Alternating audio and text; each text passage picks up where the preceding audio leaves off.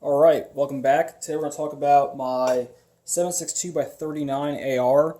The upper was built by Citizen Arms out in North Carolina, and Steve there did a really awesome job. So I'm going to talk you guys through the setup of the rifle, kind of what went into it, what I've done to kind of optimize this setup, and then we'll talk a little bit about some of the performance that I've seen with this gun. So we'll talk through it tip to tail. This is the barrel and muzzle device that Steve spec'd out. So this is whatever barrel that he likes to use, and it's awesome. So I'm getting consistently a minute or better groups with Wolf or Golden Tiger, basically like standard cheap of the cheap 7.62 by 39 ammo. So really awesome performance there. This just a classic A2 flash hider. Nothing wrong with the design at all. It works very well. It does what it has to do. And they're fairly inexpensive.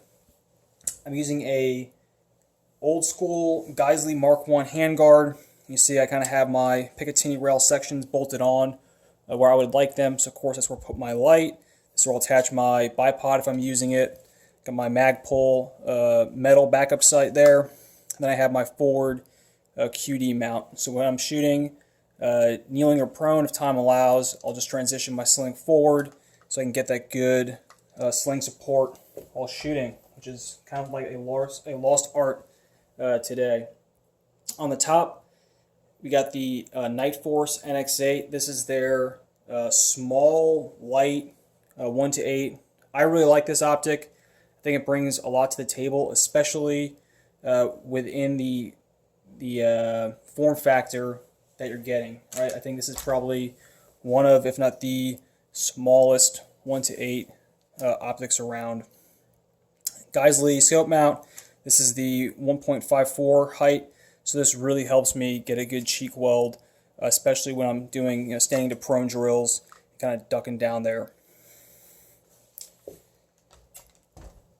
ACH charging handle, nothing too crazy there. Same bolt carrier as Steve put in the upper, and then I got the Geissele Super 42. Buffer spring, buffer, all good there.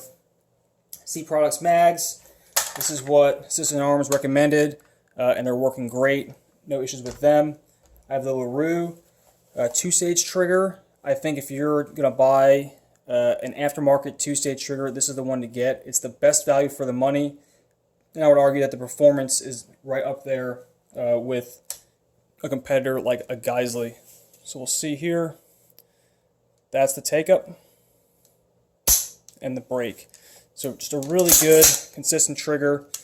LaRue goes on about how they're manufacturing it, and I think they're doing a really good job. So highly recommend the LaRue trigger. In the pistol grip here, I got a spare bolt. Let's get that guy out here. And this is kind of like the crux of what people talk about with 7.62 by 39 ARs. The first is reliability, which I've had no issues with. The second being parts breakage in the carrier. So I got a complete new bolt, all right, stuck in there in that BCM grip. And then in the buttstock, because I'm using the BCM like mod whatever SPR stock, I have another firing pin and an extra battery for my optic. So this rifle as is like self-sustaining, right? Like the most common things that break or wear out in the gun are in the gun, in the pistol grip, in the buttstock. So I can do pretty much the only repairs I would ever need to do on the rifle in the field. And of course I got my dope chart taped to the stock. Speaking of dope, so this is my target from yesterday, shooting this ammo. Right, your very, very boring, very unexciting lacquer 123 grain hollow point Wolf ammo. So this stuff right here, right? I got my first group. All right, started shooting on it. Realized I had to count for a little bit of wind, so it's 1, 2, 3. I counted for the wind. I put 3 in the 10 ring, which you throw through the Ballistic X app. It's a 2.44 inch group, which equates to about 0.78 minutes of angle at 300 yards. So this gun holds up to the accuracy guarantee, even beyond 100. This is my second target here. Right, these are obviously kind of like all over the paper. So I was doing a standing to prone, one shot on the clock. This is 11 reps of that. What I'm happy about here is that these are almost all under 10 seconds. I think one of them was out of the time block there. And this piece of paper, right, is definitely a good scoring area at 300 yards. I think I have totally, through this rifle, about 3,000 rounds, a 7.62 by 39. It's a great caliber, very versatile. You can hunt with it in a lot of places that do not allow you to hunt with anything smaller than 30 cal.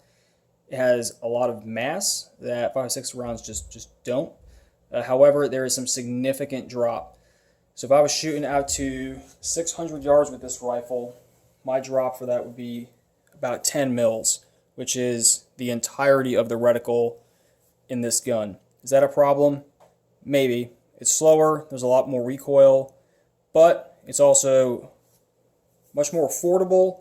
It's still available, right, for now, and I think that this cartridge really gets kind of downplayed as far as being a viable AR caliber. So if you're looking for a 7.62 by 39 gun, I would say skip an AK, skip anything else that's out there, and go right to Citizen Arms and order an upper from Steve. You're going to be very satisfied, and I think you're really going to like it. Thanks.